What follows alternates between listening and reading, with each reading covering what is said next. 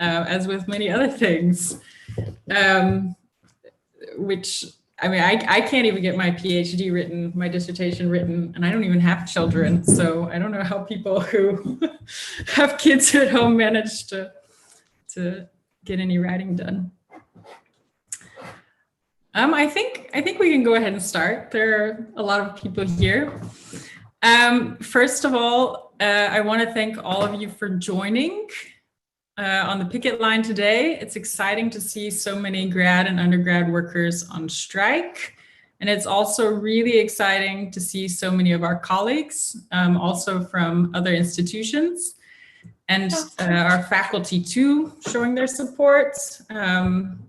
With respect to the strike fund as well, that's been really incredible to see the solidarity from across the US, from faculty, from students, and even from around the world.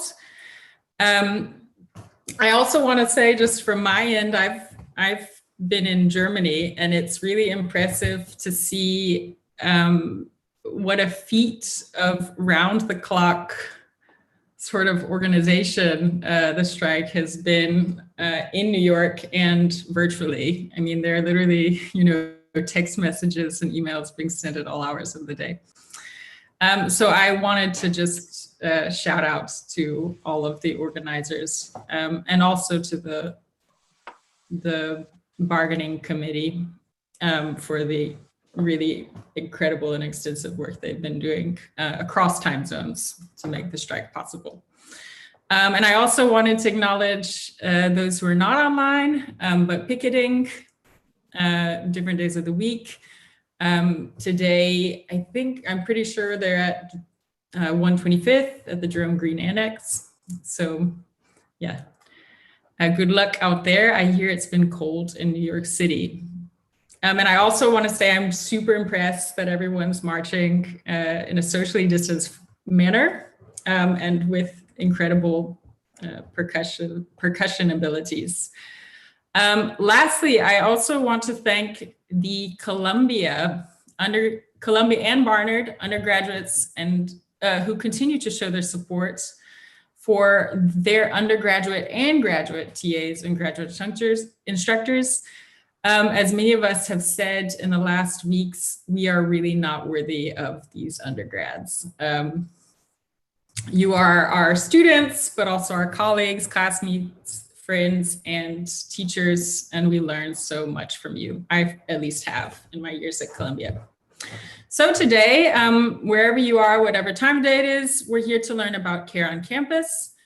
The premise of this teach-in is that care is not a minority issue, but one that affects us all. By care, we mean care and care practices understood in the broadest sense.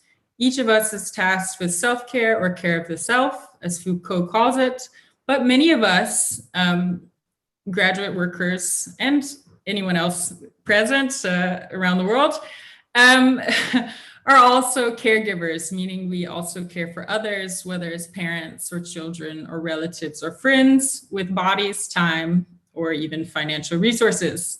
So I want to speak today on behalf of colleagues from the Italian department, like History, Earwigs, ELAC, and GSAP, who have all been involved in making today's teach-in possible. We hope that today can be part of a longer and more intensive campus-wide conversation about improving care policies at Columbia. And as I mentioned before, to that end, we really hope everyone shows up with the famous Stroller Brigade tomorrow at 2 p.m., 60 Morningside Drive, President's House, also known as Presbo Mansion. It's important to remind the administration this strike is about domestic issues as well as research ones, and it's about the day-to-day living conditions we need to study and teach well. So yesterday, I think a lot of people attended the teach-in with Professor Guridi, who stressed that the strike is about demanding an institutional cultural shift and real institutionally backed changes. He pointed to the experience that I think a lot of us have had at Columbia, that there's a sort of mismatch between the goodwill and sentiments and empathy of faculty, administration, and so forth that doesn't really correspond to the material infrastructures in place. And those are the things that we're really talking about today. So especially because for many of us, unfortunately, we've experienced Columbia as an institution of radical uncare. So today we're just going to talk about how we can help make Columbia a more caring and accessible institution, so that colleagues at whatever their level don't have to choose, as one parent wrote me, between having children and pursuing advanced degrees. In bargaining, Columbia has often said that our demands as graduate workers are unreasonable and that they are doing better than the state. So, they already give us a bit more than the New York state guidelines allow, but we don't think that's quite good enough. If the producers of research and knowledge can't do better, then who can? And these are the things we study all the time. As a colleague in religion whose twin toddlers I've had the pleasure of meeting virtually during our research colloquium said, it is so ironic that in academia, we spend our days critiquing the various systems of oppression of our world as though it could actually make a difference, when even in our institutions, there are plenty of mechanisms in place that ensure that things will stay exactly as they are. So a few months ago, I knew very little about care issues on campus. I don't have kids. I have had some health problems, but I think that's pretty common. I think if you manage to graduate from Columbia without therapy or counseling, you're probably crazy. But I started learning more about these issues in an Italian department town hall a few months ago. We were looking at the contract leave articles and saw that parents only get 12 weeks of paid leave, but that, of course, the semester is much longer. And we're in a department where we teach language 4 hours a week, and we've never heard of, the department hiring sort of substitutes for our colleagues when they have children. So we're like, how does that work? So the reality is that most student workers usually end up having to take the whole semester off. Then we looked at the medical leaves and we saw that they're really short. Anything longer than 2 weeks of leave turns into what is called a personal leave. And with a personal leave, at a certain point, you lose your salary and your health coverage. And at the same time, you also have to leave your university housing. Which means that student workers are disincentivized from taking the leaves they desperately need. And then we looked at bereavement leaves. If a loved one dies, even with the contract, if it ever gets signed, you only get 3 days off. And we thought of all the people we know who have lost loved ones in the pandemic. And most of the students in the Italian department are Italian citizens, meaning that they would have only 3 days home to fly, 3 days off of paid leave to fly home and bury their parents or grandparents. So after that meeting, I started talking to grad parents and graduate colleagues with health conditions and learned more about their experiences and what they needed. And I guess today is, maybe the response to those conversations in part, because hearing their stories made me really angry. And I also was inspired because they've managed to, pursue their careers in spite of a lot of difficulties. And so I'm sorry. Bien, tío, nada, sí, no hace falta. So, and I'm really excited for you to hear what they have to say and learn from them today. So we're going to start with 2 testimonials from Marie Robin, who's a first-year PhD student in history, and Katrine Evanson, a teaching fellow in the Department of Latin American and Iberian Studies. And then after that, we're going to have some presentations from Laura Diamond of GSAP, Tiana Reed of GSAS, and Maggie Doherty. Maggie is a literary historian and critic joining us from Harvard. She's been organizing with adjunct faculty there. She'll join us at 11:30 when the class she's teaching is over. So Marie, if you could. Yeah, thank you. My internet is a little bit unstable, so I hope you can hear me. I'm just keeping my video off so everything is working. So thank you, Margaret, for organizing this. And I think for me as a first year, you don't know a lot about what's happening before you come here, and especially living in New York City, you don't have that firsthand experience, so you're trying to get a sense of how everything is working. And then, especially when you're living with a chronic illness, when you come to New York City, and then you have to live off the stipend we're given and the health coverage that we're given. You don't anticipate how that's not going to work in the first place. So I think for me today, I'm just going to be really brief, but I'm just going to give a little bit of a firsthand testimony of what it's like to be a graduate student at Columbia with a chronic illness. So I have a genetic muscle disease that's called Ehlers-Danlos, and basically, I'm not going to bore you with the details, but basically, it means that I need physical therapy 2 to 3 times a week, certain medications, and other sort of like treatments regularly. And knowing the health coverage that we're given at Columbia, you really get the sense that it's just unfeasible for the majority of people. First of all, even if you're healthy, like if something happens to you, if you have to go to the ER, your stipend's not going to be enough to, pay for the medical expenses and medical bills. But living on a daily basis with a chronic illness, it adds to that. So for instance, for me, I go to physical therapy 3 times a week, and the copay is $30. That's what we have to pay with the Aetna coverage student health plan that we're given here. So it really adds up to, $300, $350 a month.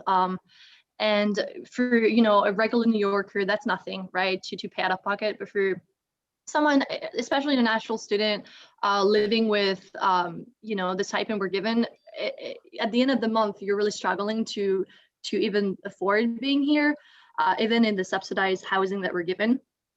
For instance, I bring my medications from Europe. I'm from France, so I bring my medication from France, and it's like it costs me less for me to buy a round trip ticket back to France to bring those medications than affording buying them here, basically, because again, the copay for medication is incredibly expensive. And just like recently, a couple of weeks ago, I needed osteopathic care, and I found out calling the insurance that it wasn't covered. So it equated to $400 a session.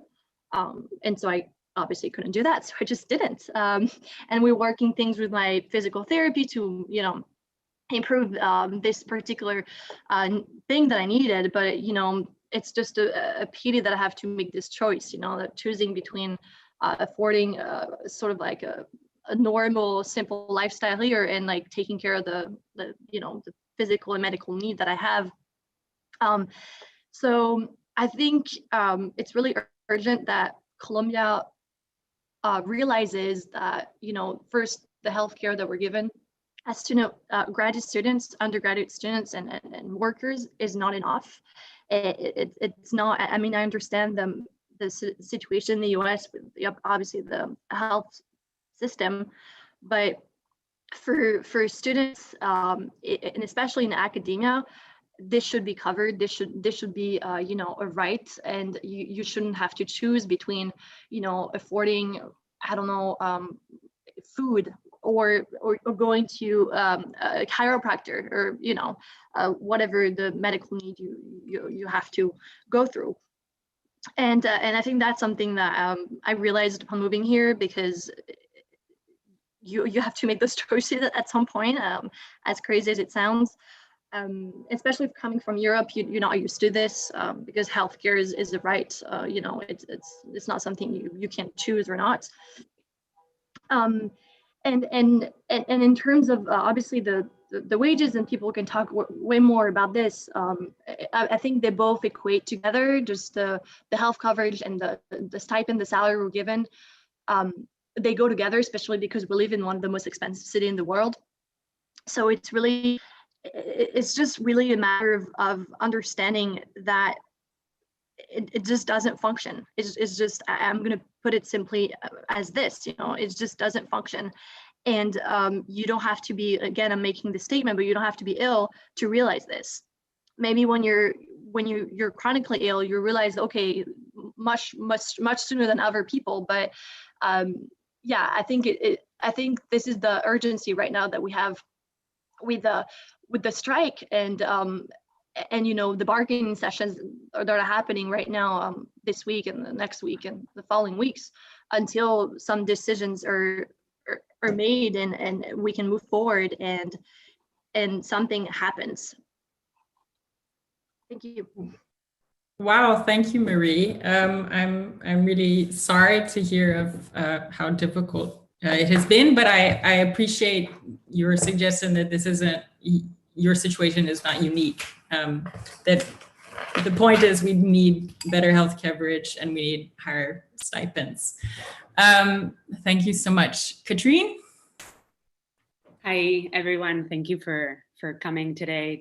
It's impressive to see so many people at a CARE session, because it's always something that is usually crowded with people who are actually impacted or directly impacted. So it's inspiring to see so many people here today. I guess my story is probably a very common story at Columbia. I'm a parent. I have a 3-year-old. And I guess I would say that I'm not from the States. So when I came to the States, I had heard that childcare was very expensive, but it didn't occur to me to sort of dig in to see what the prices were before I had a kid.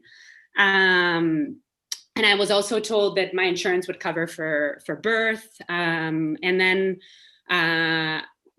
what happened was that after I had my daughter, they told me I was going to have to pay a $12,000 bill out of pocket, because the services that they had told me were going to be covered were now not covered. And anyway, it was really hard to sort of track that down. So for the first months after giving birth, I spent a lot of hours on the telephone with insurance companies, and I managed to get it down to $6,000. But that meant that after 2 or 3 months of being a parent and dealing with everything that brings, I was also fighting over the phone with insurance companies. So that was super frustrating. And there was I didn't really reach out to my department at that time. I just tried to negotiate, did reach out to Columbia administration. And anyway, and after a lot of pushing back, and we were able to get it down to that, but that was already a really hard hit from the very beginning. So that was sort of my welcoming to parenthood.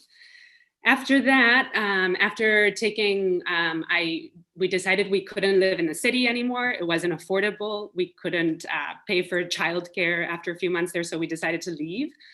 And I was able to find ways to get grants and be away for some time so that we wouldn't have to pay.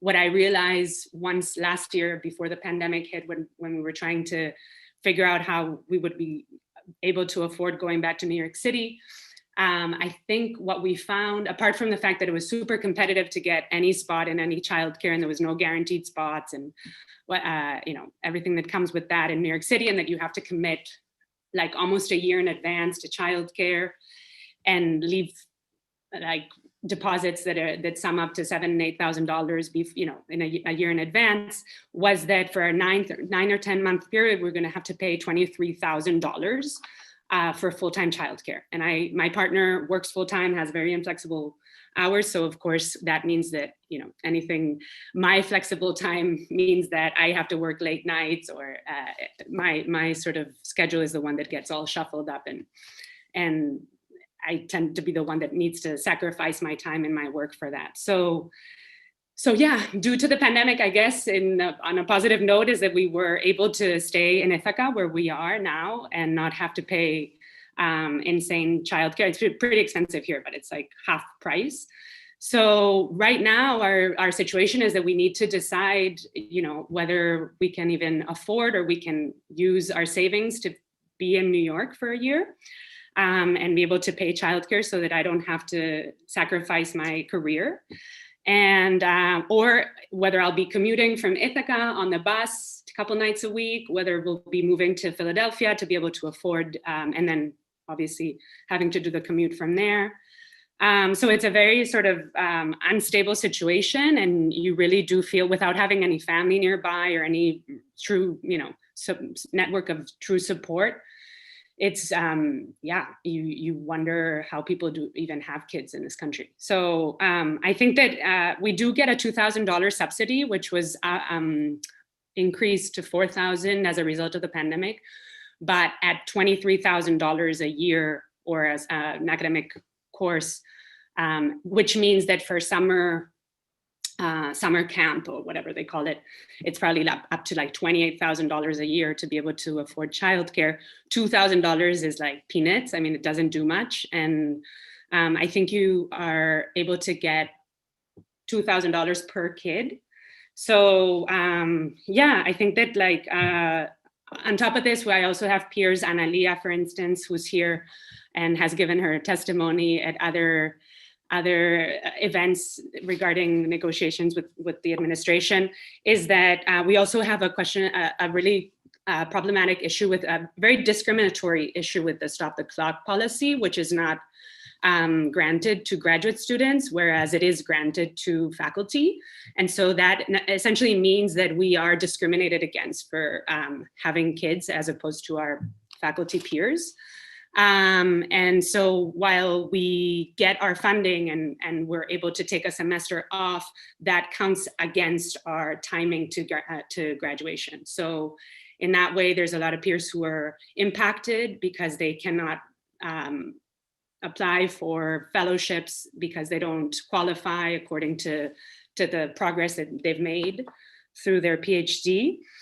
And yeah, I guess the sort of ironic or dramatic message is that you can't really have kids if you're in grad school. I mean, a lot of people, I remember when I was first pregnant, my committee was like, oh, this is the best time, you have so much flexibility and da-da-da. And I will say that, yes, you do have flexibility, but that comes at a great cost, which is your, not only the financial cost, but the physical and emotional and mental cost that comes at. I mean, I work for many, many, many months. I've had, have not only been sleep deprived, but also that has come, just because I need to work 7 days a week, find, places, times, impossible times, etc. It's just really, really, really hard to be on time if that's what you want. So anyway, so don't have kids while you're in grad school, basically, is the message, unless we get a good contract that will protect us. Thank you.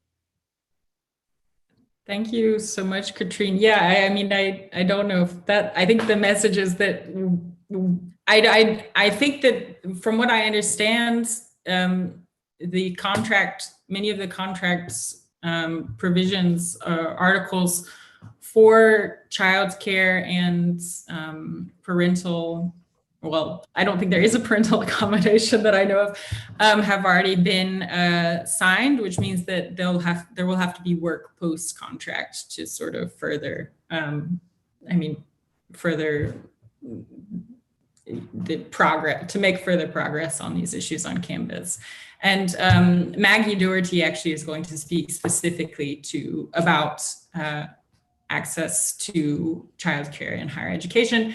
And maybe Laura can tell us a little bit more also about what we think should be adopted across Columbia, which is that GSAP, unlike any other school, has made a funding extension the rule for parents. So, and that is, Columbia says that's unreasonable, but Princeton has been able to do that for their students as well. So it's definitely, there are definitely precedents elsewhere.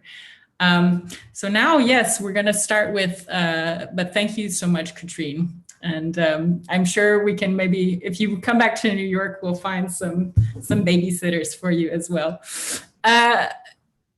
Lara, I want to introduce Lara Diamond. She is a visiting assistant professor at the Pratt Institute School of Architecture and also a PhD candidate here with us in architectural history and theory at Columbia. She works on architecture, infrastructure, and labor in the Indian Ocean world. Okay, thank you so much, and really happy to be here as part of this conversation. Just already hearing these testimonials has been quite moving. And I think, you know, this is a conversation that I think hopefully will continue at Columbia for, you know, years to come. So I recorded a presentation. So I will play that now.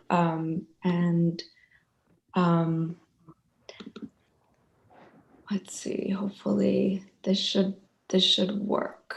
Can everybody see you can see the video, right? The video screen. Okay. I will be talking about being pregnant last spring at the height of the pandemic in New York City. And I am currently on parental leave, so I'm not part of the unit, but very much in solidarity with everyone who's on strike, and the bravery that very much inspires me.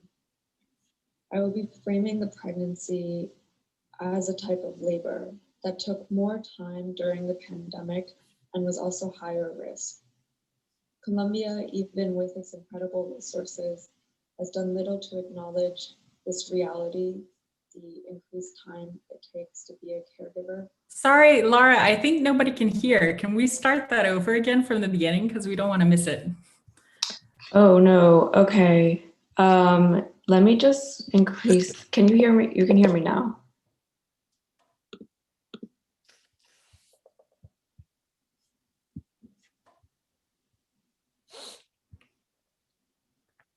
Okay, hold on 1 second. This is like... We could hear, but it was very faint. It was a Oh, little it was bit faint? Yeah. Oh, okay, well that's good. Yeah, no, it wasn't completely, you weren't completely mute. We just wanted to hear better. It's like having nightmares of this happening. Perfect, Okay. it's perfect. We can hear you. Okay, so let me increase my volume. I'm gonna start over. Yeah, also, Laura, sorry, I'm seeing in the chat here, when you screen share, can you click share audio? Is that an option that comes up? Yeah, because that should okay, be a problem okay. for us. Yeah, okay, so let me just try again. Thank you all.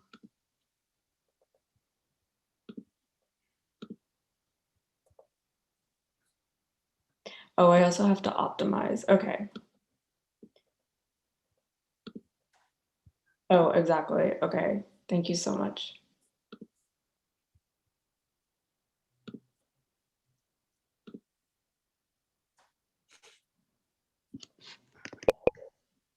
I'm just gonna lower my own volume just in case. I will be talking about being pregnant last spring at the height of the pandemic in New York City.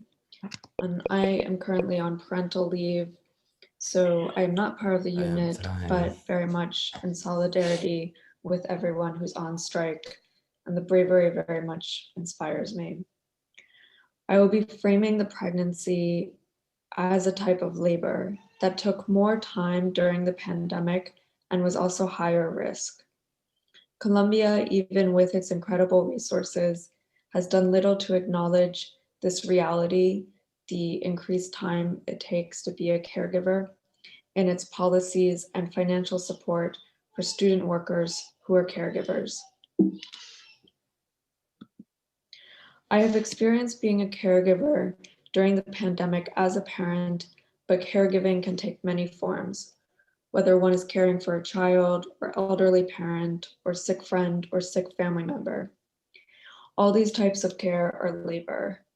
There are ways in which Columbia can do more to support parents, other caregivers, and also student workers with high medical costs. So I want to start with this grid on the left of the way our health insurance covers or doesn't cover the cost of pregnancy. I'll be looking at some of these costs through the spaces where I received care: Columbia Health Medical Services, a midwifery practice here in the city, my own home, and Mount Sinai. I did not, in fact, go to Mount Sinai to give birth, but it is where I would have given birth had there not been a pandemic, and was also where I was planning to transfer if necessary. I had my hospital bag packed. I became pregnant in the summer of 2019. All prenatal care is off campus. A pregnant person cannot go to health services for care, yet continues to pay the same fees for more limited services. The one time I went to Columbia Health Services during my pregnancy was about 30 or so weeks in, when I went to get my Tdap vaccine, which is recommended for pregnant people. It was March and the pandemic had at this point shut down the city. I went to the appointment in an old N95 mask I had left over from some construction work I had done years back, and a pair of swimming goggles due to the risk of being exposed to COVID through the eyes. The anxiety I felt at the appointment at Columbia Health Services was the anxiety I felt at every prenatal appointment once it was March.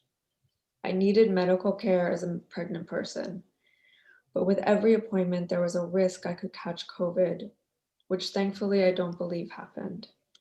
Going to each appointment was a full day activity with the amount of time it took to figure out the logistics of the appointments and what I needed to do to stay safe. For my first prenatal appointments prior to the start of the pandemic, I went to an OBGYN solely because the provider was in network. I soon realized, for various reasons, I needed to switch to a midwifery practice, although this meant my out-of-pocket costs went up considerably.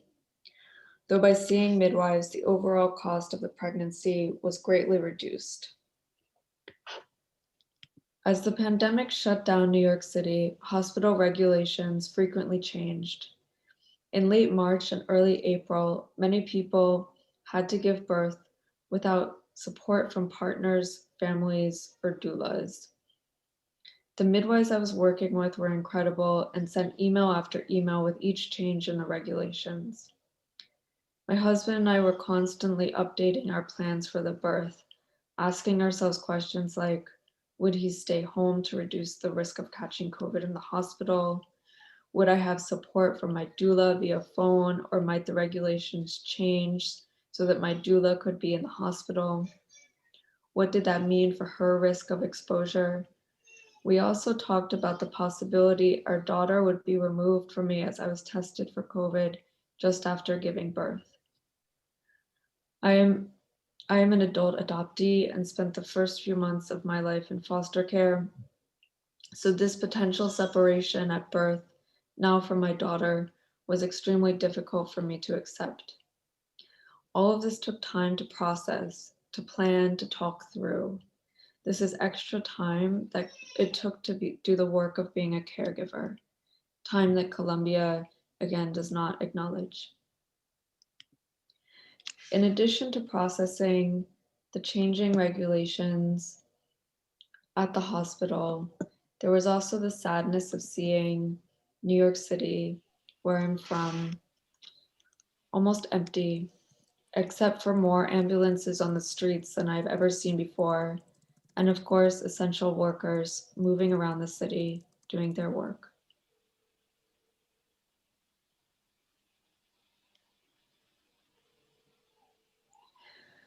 With conditions in the hospitals becoming even more fraught, my midwives offered me the choice of a home birth.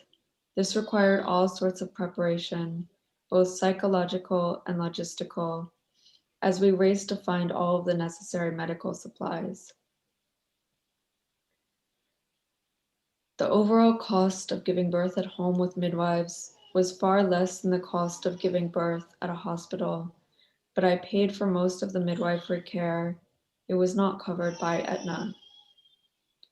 And I knew that if I had to transfer to the hospital, my out-of-pocket costs would not only include most of my midwife's fee, but also 10% co-insurance for the hospital fees.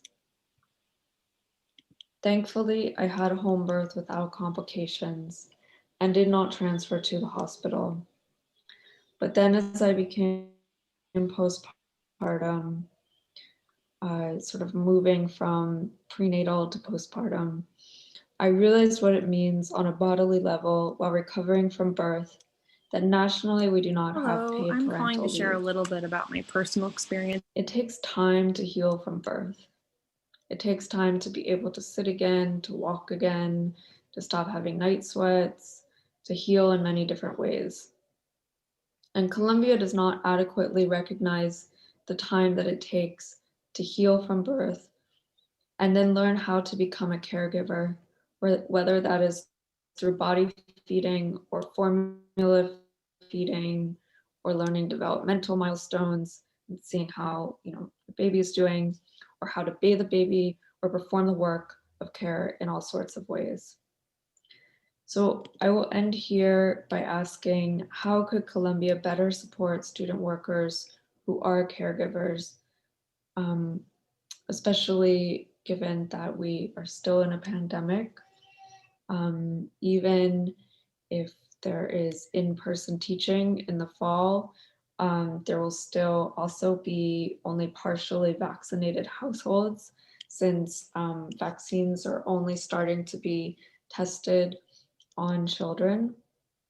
And so how does the university provide support, more support in a pandemic, but also hopefully in post-pandemic, in a post-pandemic time, whatever that looks like? Thank you. So there's a lot more that I have to say. I also, with regard to just different, like the sort of the clock that we're all on, I'm above year 8. So even in parental leave, I'm actually paying registration fees. And we are not eligible for the subsidy. Usually if you're above year 8, this year there was an exception made for the pandemic. So I received $2,000. Oh, sorry, yes, Nina, yes, above year 7. And Nina's saying that so I guess the subsidy making an exception was not consistent across departments. But I think this is something to think about, where I wanted to frame thinking about being a caregiver in relation to time and caregiving as work, and that there is this clock that we're all on during our degree, and that clock comes with, as was mentioned, in terms of grant funding or the fees that we pay. And so if someone, for example, is a caregiver, let's say in years like 4 through 6, and then enters into year 8 and is then paying fees, that doesn't really work out in terms of, the university has not acknowledged the extra time that it took to be a caregiver. So that's one thing. And one other piece also is that Colombia has an excellent midwifery school. And so, also just thinking about like medical costs, how our plans are structured, that is another piece to consider. But I'll stop there for now. Thank you. Thank you, Laura. Yeah, I think there's a lot of applause in the room, and also for your beautiful presentation. That's very powerful. I think we're going to save all of the questions for the end. So just have all of the questions together. But thanks. Now we are going to hear from Tiana Reed, who is who I've known since my very first year as a naive PhD student. And she is a fellow student with me in ICLS, a PhD candidate in English and comparative literature, who studies literature of the African diaspora, feminism, and Marxism. She also writes for many publications and is an editor at The New Inquiry. And she is going to tell us today about how we can, I think, use some of our tremendous knowledge resources, theoretical resources, to address issues of care, and teach us specifically about Black feminist refusals. Amazing, thank you. Good afternoon, good morning, everyone. Good evening, probably to some of you. Thank you, Margaret, for asking me to be here. I am going to just talk through some really scattered thoughts about care and labor and the possibility of refusal. The title of my talk that I gave to Margaret is "Who Cares? ? Thinking Black feminist refusals." And I kind of organized and wrote this talk in between writing my dissertation, doing job application stuff, and being on the picket line on campus. So the first part of my title, "Who Cares?" has two resonances. The first is who cares as in the social categorization of who does care work, right? So who does domestic work, death work, sex work, service work, essential work, who does that work in the service of others, right? Obviously, questions of race, gender, and class figure prominently here. And then the second part, which is a little bit tongue in cheek, is really kind of like, really like, who cares? You know what I mean? And I think I kind of come to the union often with a shroud of disappointment, a kind of feeling of failure already. I've been at Columbia first as an MA student since 2013. So when I came, the union was kind of just a rumor, right? I remember at my orientation, people were literally whispering about the union, and they were saying like, there might be a union, there might be a union. And I would continue to whisper about the union for the next 7 or more years. And some of my most important or less acknowledged or acknowledgeable forms of knowledge and learning and teaching with regard to the union has stemmed or resonated with this idea of rumor. So on the one hand, we have the union as this fairly traditional formation, and also like state-sanctioned formation in history. I study African-American history. We know a lot about racism within unions in this country. And that includes, right, the strike that we're on. I see a lot of discussion about what is legal or not with regards to what Columbia does or with regards to what we do, as if the law were some sort of arbiter of justice, right? And so when we have these kind of whispers about the union, we have the kind of who cares contingent of the union.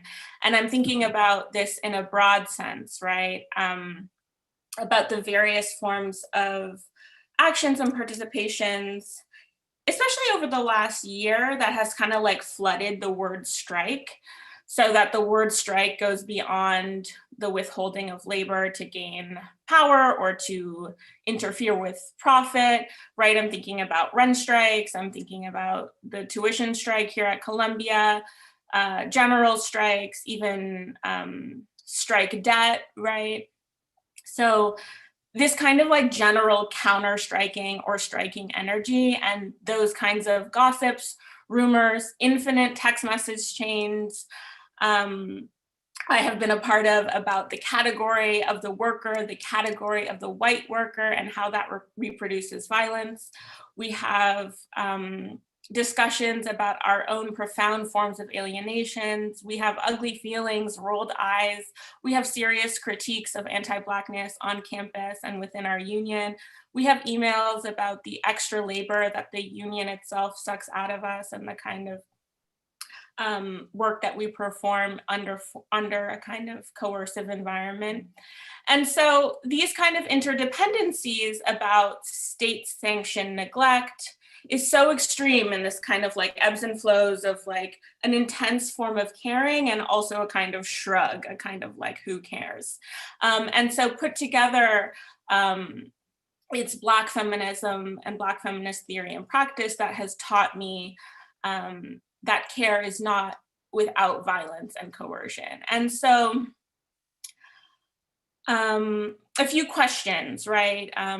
How is the union a collectivized version of care? What do we do with the models of putting waged work on practices of care? And also the model of lionizing caring labor as a model of ethical work. How can we, or do we refuse both? And so the second resonance of my title, the Who Cares, really comes from a general pessimistic disposition and exhaustion, which is fortified by a theoretical intervention, Black feminist refusal, which is not my own. I was first introduced to it on campus, actually at Barnard. I was the scribe for a practicing refusal working group, which was founded by Saidiya Hartman and Tina Kampt, and now includes a number of scholars, including Christina Sharp, Denise Ferrer de Silva, Kayama Glover, Mabel Wilson, etc. I'm not really sure what they're up to now, honestly. But the point of refusal is that it does not rise to the organization or agency of something like resistance, right? Something like even activism. So I'm going to share my screen and show you 3 quotes that will help us think through what I'm trying to get after. And so bear with me as I read them. These are just some of the people that I think with. So the first is by Sarah Haley, historian and professor of African American Studies and Gender at UCLA. And the quote is from her book, her wonderful book, No Mercy Here. And it's a chapter called Sabotage and Black Feminist Refusal. Sabotage is not about success or triumph against systemic violence and dispossession. Instead, it is about the practice of life, living, disruption, rupture, and imagined futures. The second quote is by Denise Ferrer de Silva, who is now at UBC in Canada, a theorist and professor of gender, race, and sexuality. Oops. And the quote that she's quoting from is Audre Lorde. So, take our differences and make them our strengths. The poet's intention recalls the Black feminist position as trouble, for it refuses to disappear into the general categories of otherness or objecthood, that is, Blackness and womanhood, and refuses to comply with the formulations of racial and gender sexual emancipatory projects these categories guide. And my last quote is by Tina Kampt, who used to work at Barnard across the street from us and now is at Brown, and she's a theorist of visual culture, Black feminism, contemporary art. And here in her essay, Black Visuality and the Practice of Refusal, she's kind of offers her own definition of what refusal means. Refusal, a rejection of the status quo as livable and the creation of possibility in the face of negation. That is a refusal to recognize a system that renders you fundamentally illegible and unintelligible. I offer these 3 quotes so that we can think with sabotage, disruption, trouble, noncompliance, rejection, and disorderliness. I take as my cues these propositions by Haley, De Silva, Campt, and ask, how can we embrace refusal, its accompanying disorder, incoherence, disobedience, and antagonism?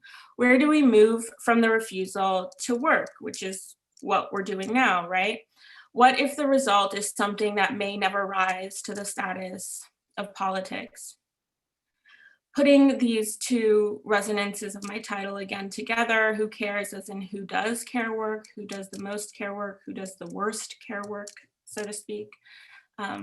Who cares as in that first resonance, and then the second one as in a informal way to stress indifference or irrelevance. I want to close my remarks today with kind of following the mode of today's event with a sort of pseudo workers testimony. And throughout, I was kind of pushing us, I want to push us to think about care outside of the household and outside of the nuclear family, thinking about our attachments to each other and how we live.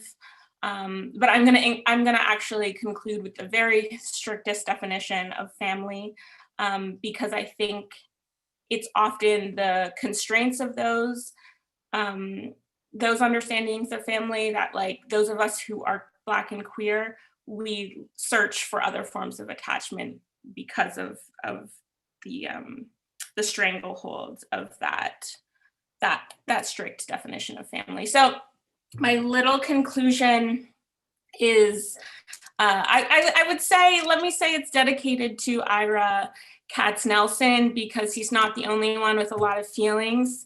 So this is me personalizing, my talk.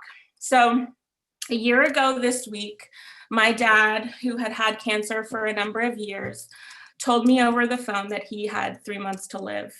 He would die within 2 months. But between that time, I drove 11 hours across the closed Canadian border, quarantined for 2 weeks, where I spent hours on the phone discussing do not resuscitate orders with his doctors, and also trying to quell the anxieties of my 8 brothers and sisters, the youngest, who was 10 years old. When my dad finally came home to die, I was the only one under 70 years old caring for him. I was the only one without diabetes. It was early in the COVID-19 pandemic, and we were afraid, we as in my family, were afraid to have personal support workers and nurses coming in and out of the house.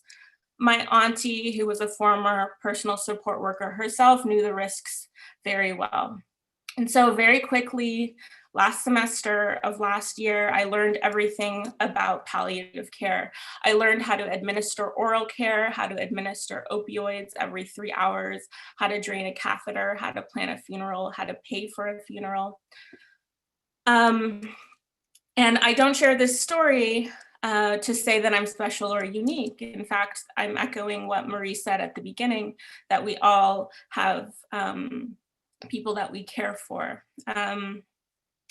And by chance, I was on dissertation fellowship last year and was only forfeiting my own research, not teaching or wages. And Margaret also mentioned the bereavement policies, which I didn't even know about. So I don't even know what I would have done if I were teaching. We all have our own stories related to the trivialization of intellectual labor, our contingent work, the casualization and adjunctification of labor, our health conditions, our dependence, our debt, etc. My remarks today, thinking Black feminist refusals, comes from my research on Black literature. It is through Toni Morrison and Gail Jones that I understand care in the broadest sense, unrooted from contemporary white feminism, care for the dead and the dying, care between the dead and the dying, care as a regard for a past, and the embodied acknowledgement that care, coercion, and violence are deeply entangled. Thank you.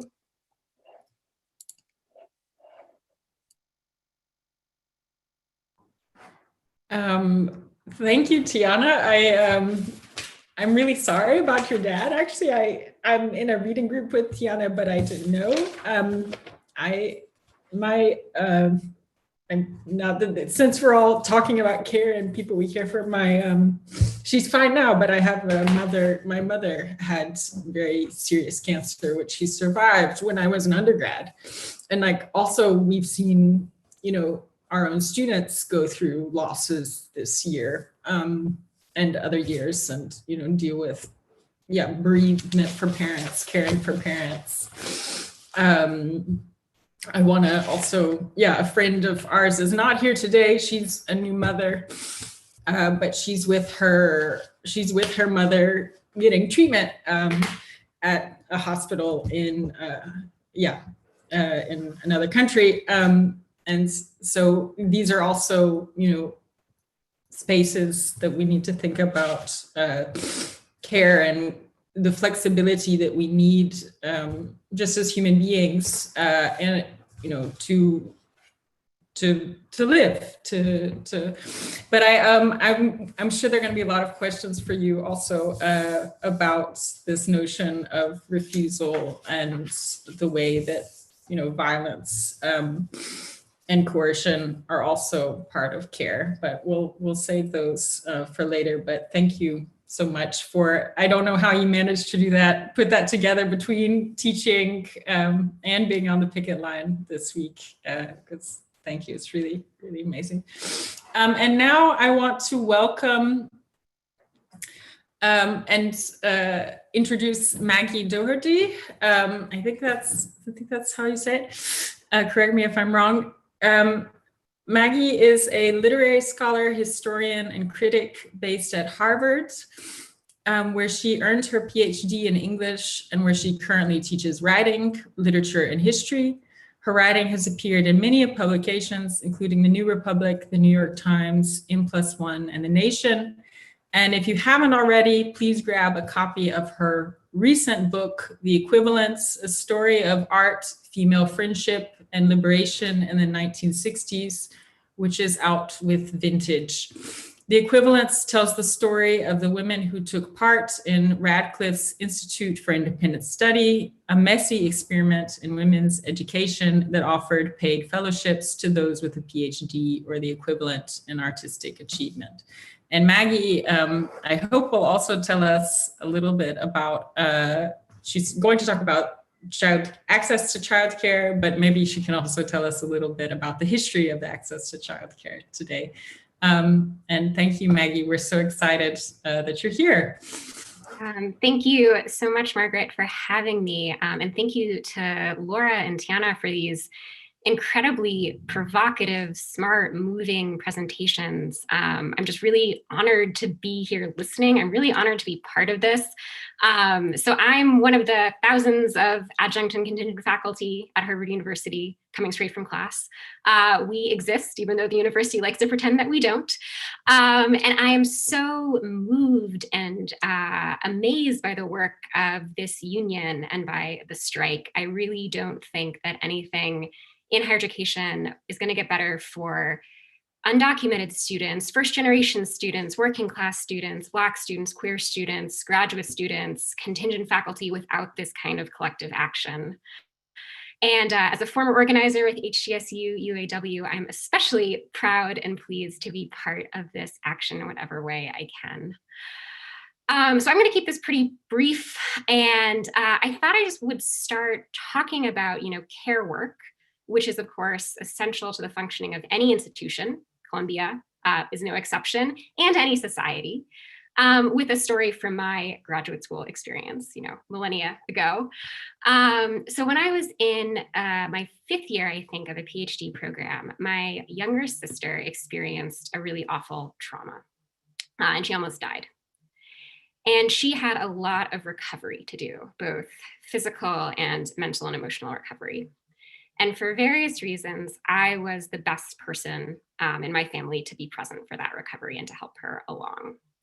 But I was in one of those classic grad student binds, which was I had a deadline for a dissertation chapter that was due.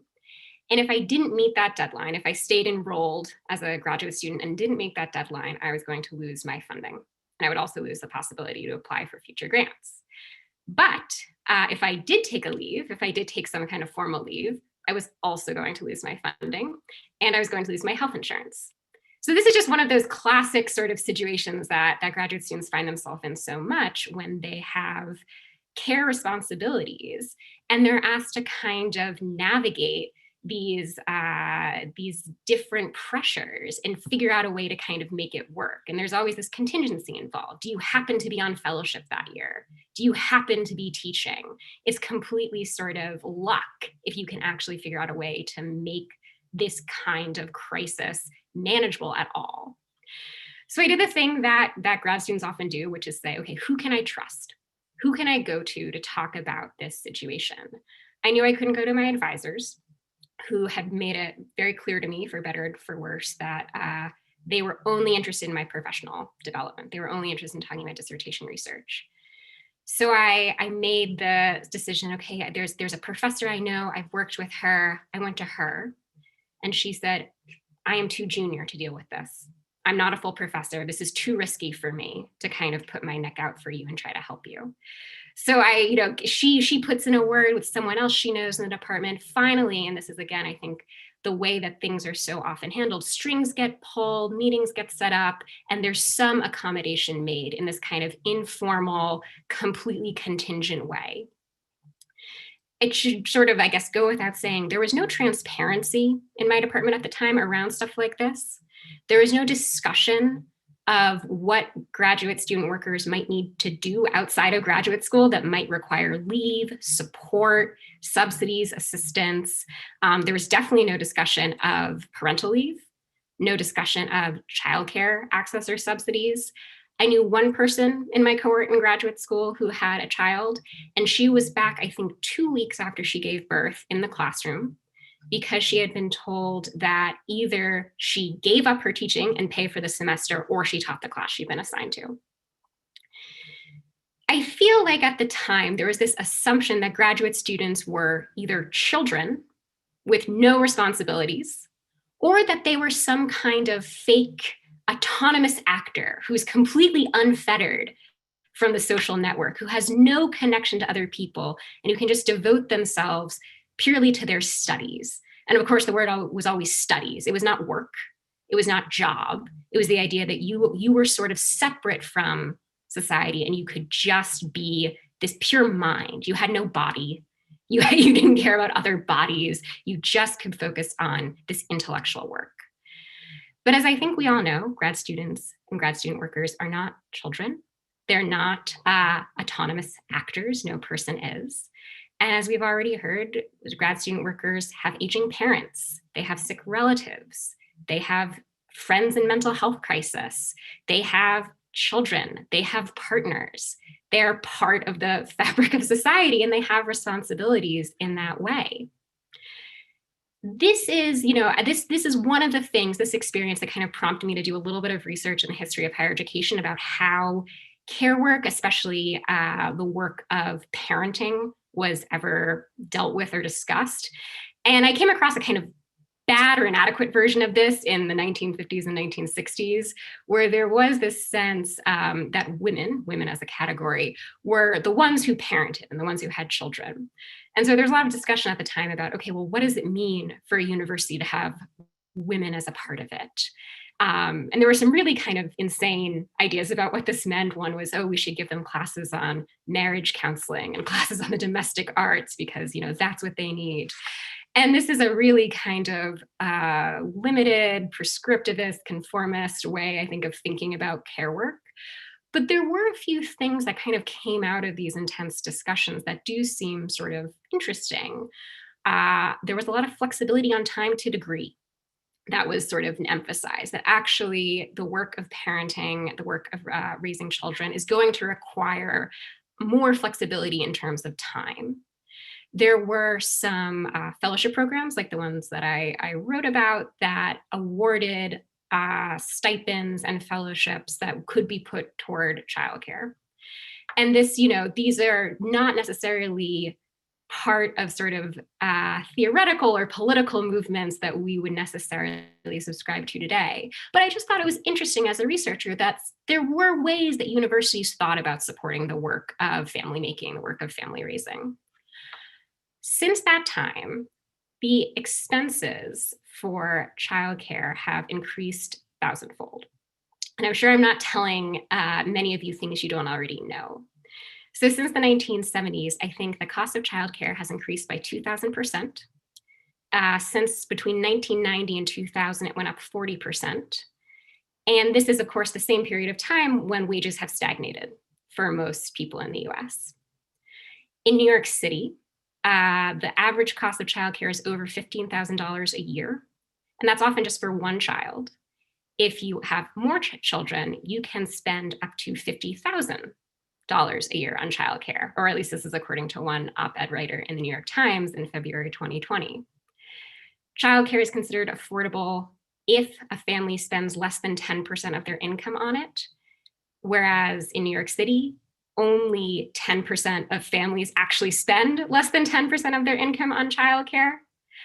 And I think it's important as we're talking about the cost of childcare to note that this money is not going to childcare workers. Childcare workers, like so many care workers in our society, are consistently underpaid. And a lot of this money has to do with facilities costs and rent, which is incredibly expensive in cities like New York.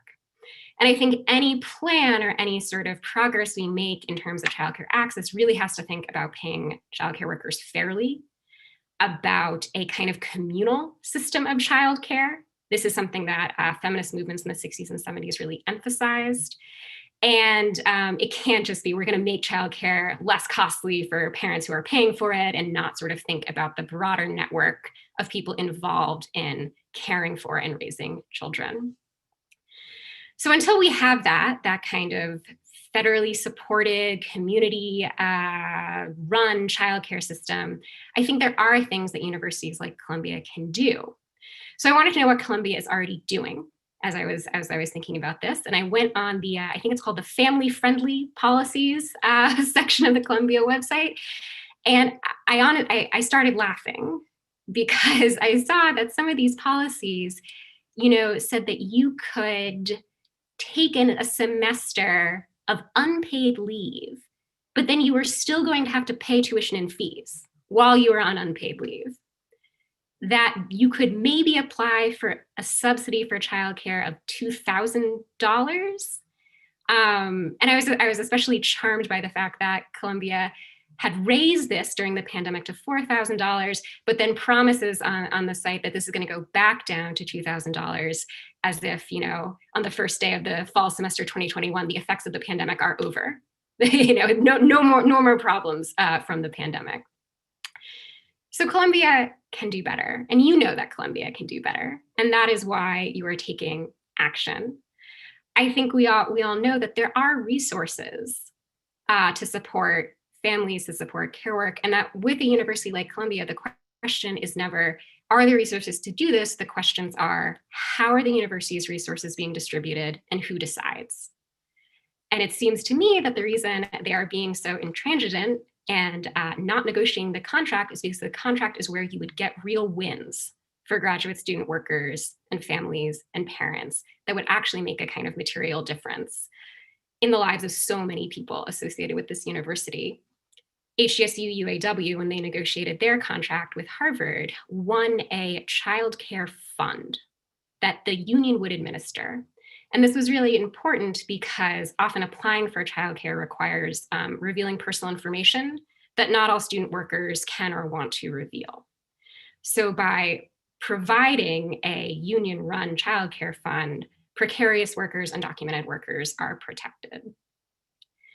So I think that it's so important to think about these potential wins, these things that I think all of you are really fighting for, because this is a fight that's so much bigger than Columbia. It's so much bigger than higher education. I really think about this as, a fight for what the activist Loretta Ross calls reproductive justice, which is the right to bodily autonomy, the right to have children or to not have children, and the right to parent those children in safe and sustainable communities. So your fight is one step in that direction. And I know that we're not there yet, but I am so pleased and in awe of the work you're doing to help us get there. So thank you so much. Thank you for doing this work, and thank you for letting me be a part of it. Thank you, Maggie. We learned so much. It was very interesting to hear, and I'm unsurprised. You mentioned the story of your sister and how, you know, there's no. So one of the things, like talking to Columbia grad workers, is that it's always contingent. It's always this sort of ad hoc, like, oh, we're so benevolent, we'll find an exception. And a lot of parents mentioned that, not besides even worrying about, insurance, that there's labor put into even, navigating all of these clauses, because the information itself is dispersed and unclear, because there is no straightforward, process where students can go when they need to take time out to care for friends, relatives, otherwise. And I think that your point about it's not just about with regards to childcare, that if, it's not only a question of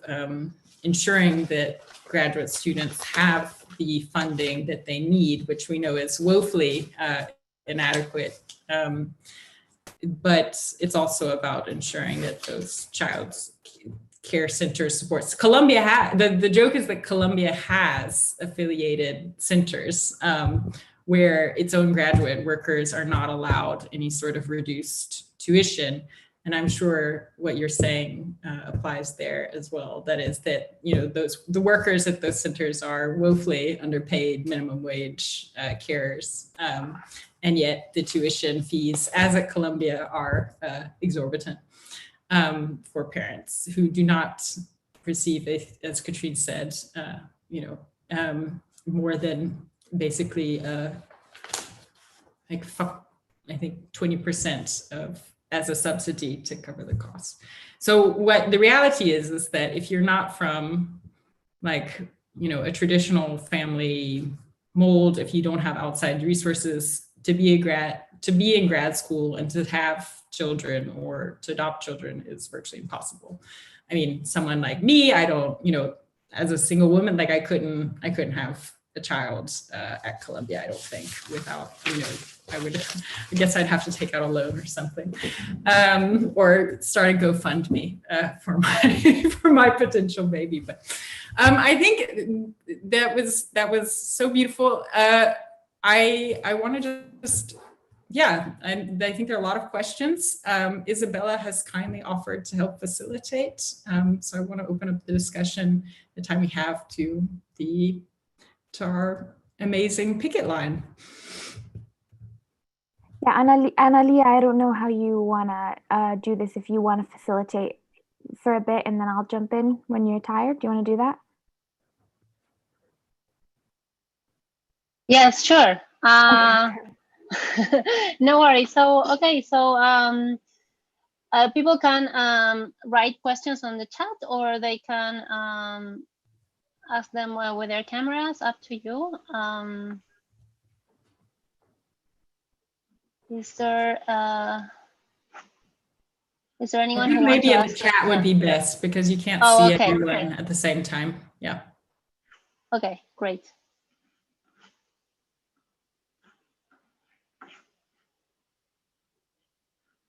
So any specific questions for any of the speakers, or just a comment or anything? I just actually wanted to say one thing with Tiana's presentation, that I very much, I think it is important to have the conversation around care, and also just seeing a lot of people's comments to have it not only be tethered to or centered around the nuclear family, and to think about relationships of care and maybe how work as academics, like how the culture of work in academia, at least in my own experience, and then just seeing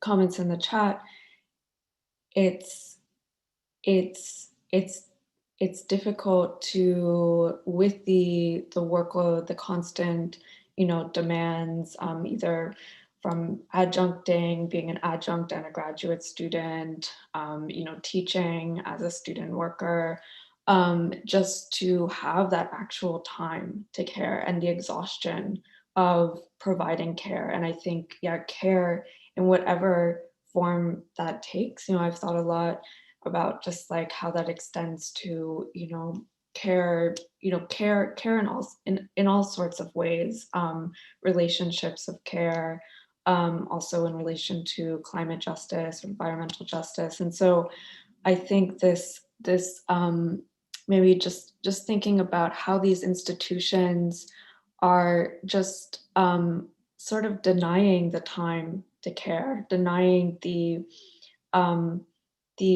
real energy that it takes to care, and that if all of our energy is going into our academic work, just like year after year after year, and that doesn't stop if you're, then move from graduate student to being adjunct, or graduate student to being on tenure track, to then being on tenure and continuing to fight for grants. I feel like, where does the energy and time for care?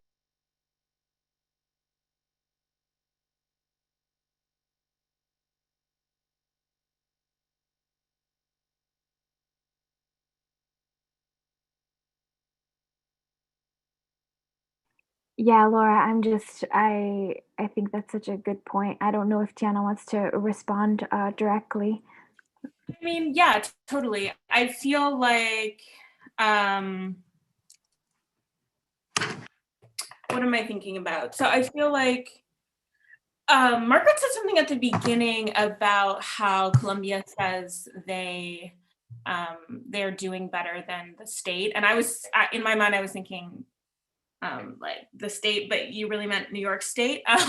But also, I mean, I think that thinking about the government here is also like important, because like what is the point of like having a government if they're not providing for people who like when there's a crisis can't give out public money, can't provide people with healthcare, with childcare, with food.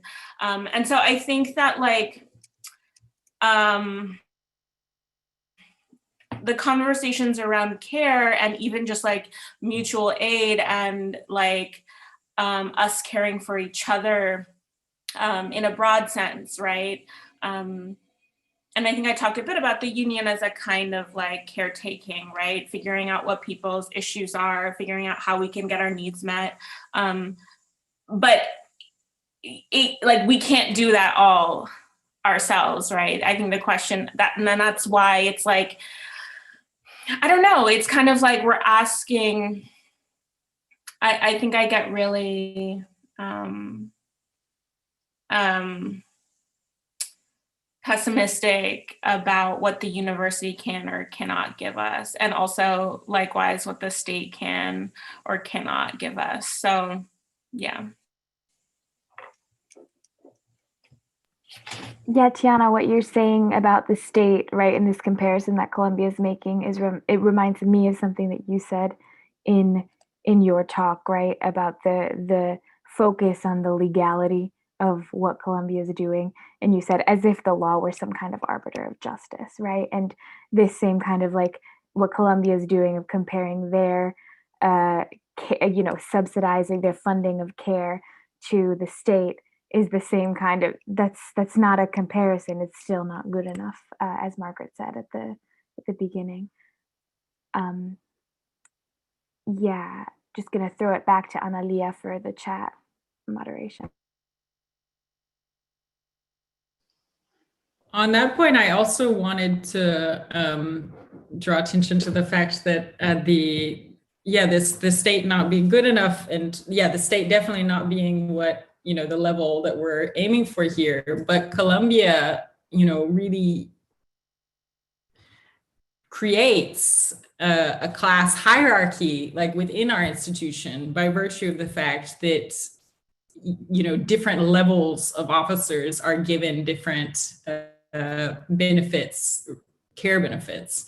So, I mean, if you look on the Office of Life and Work or whatever it's called, you will see that it says, our leave policies correspond to your position in the university, that everybody has something that meets their needs. And so grad workers, we're not even at the bottom of the ladder at Columbia. I just want to point that out. We actually get more than, people doing service positions at our university. So that's something that at the union, we really need to be working on too.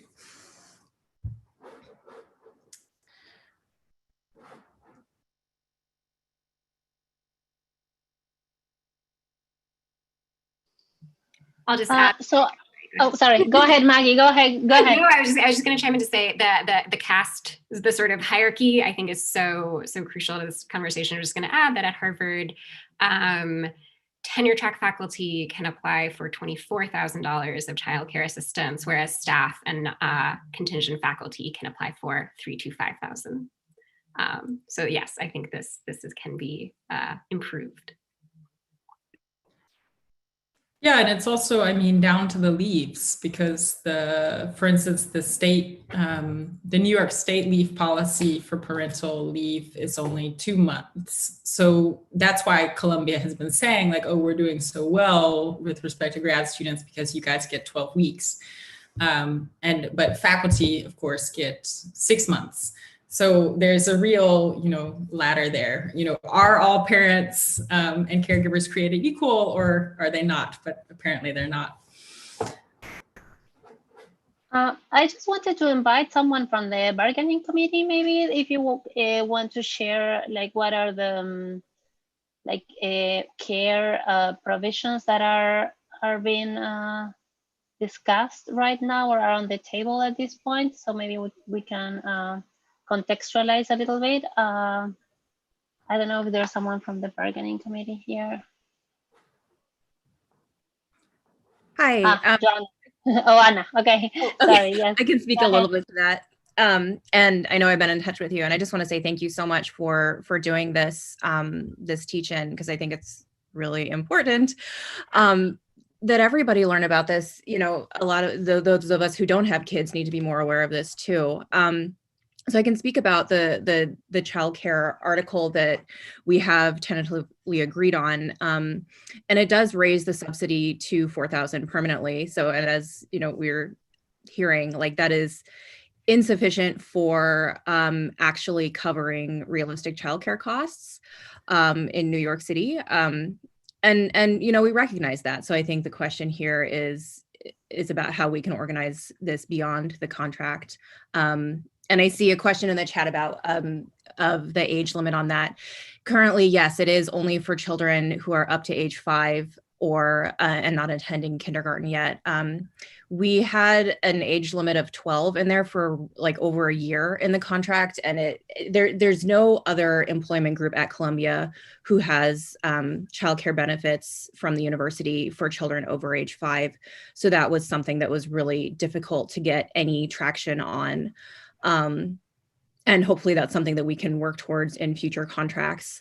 Because I feel like if, we were to get that in there, then everybody else would want that in there. And, that would be a really good thing. So, this is, again, how this is a continued fight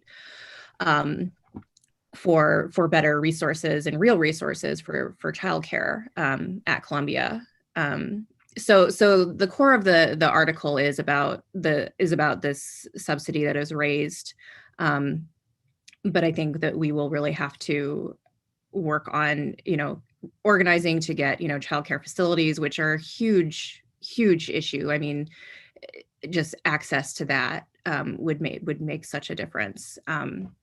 So I'm excited to keep talking about this, and yeah, and I think Joanna had a response, and then Katrine had a hand raised.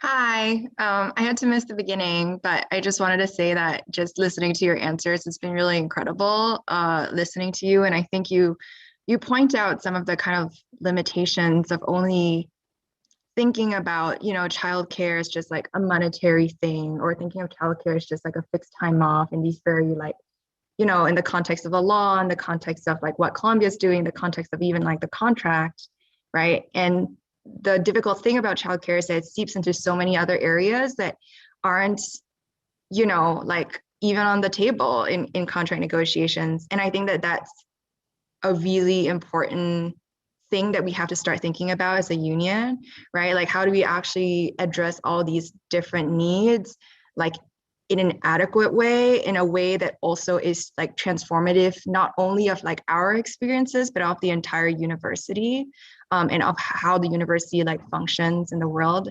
And I think I just wanted to say that, sort of in the context of like bargaining and some of the challenges on that front.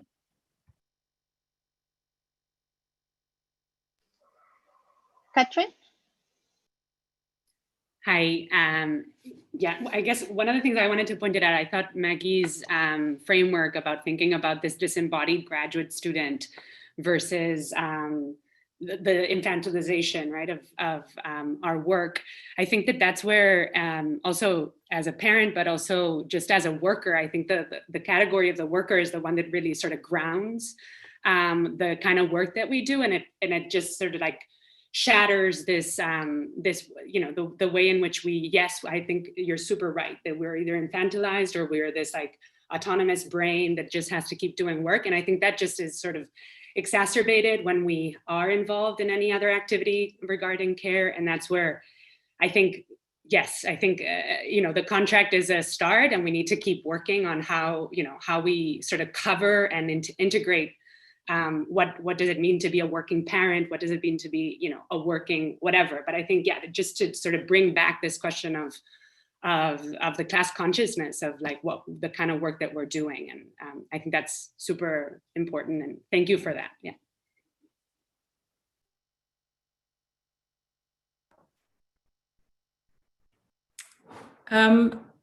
Before there's so much more that I think we could talk about. And yeah, I also, I appreciate this notion too. I mean, I think that I had some of the parents said that they even have had a sort of like moralizing response from the university. Like, how dare you, even think you could have, a life beyond the life as a scholar. Of course, the university was, of course, created for men in an epoch where, yeah, women weren't allowed to study at all. And the way that the administration makes decisions. I mean, I think we can just see, if you come to bargaining this afternoon, you'll see why the policies are the way they are, quite frankly. It doesn't take very much,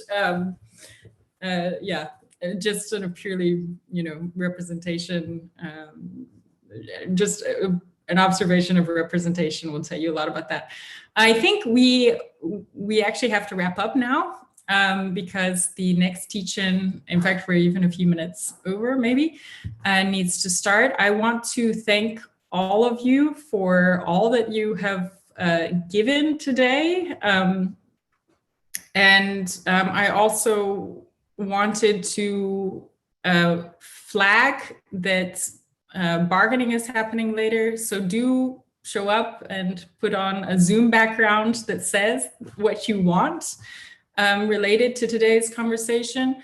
There have been a lot of questions about what we can do more of, and I think that, yeah, maybe having another conversation would be a good idea. There is also tomorrow, urgently, which we mentioned at the beginning, Picket about these issues at Presbo Mansion, President Bollinger's house, President's house at 60 Morningside Drive. We hope you will all show up.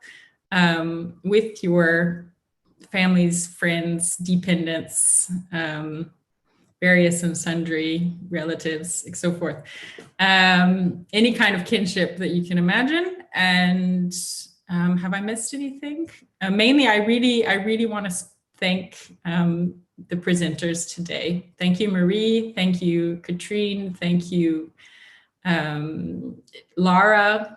for sharing about your pregnancy. Thank you, Tiana, for your beautiful lesson, and also to Maggie for joining us from Harvard and reminding us, you know, that this is not just about us, actually, that it also transcends our level at the university and is also across a transtemporal, is a historical problem, and also a problem that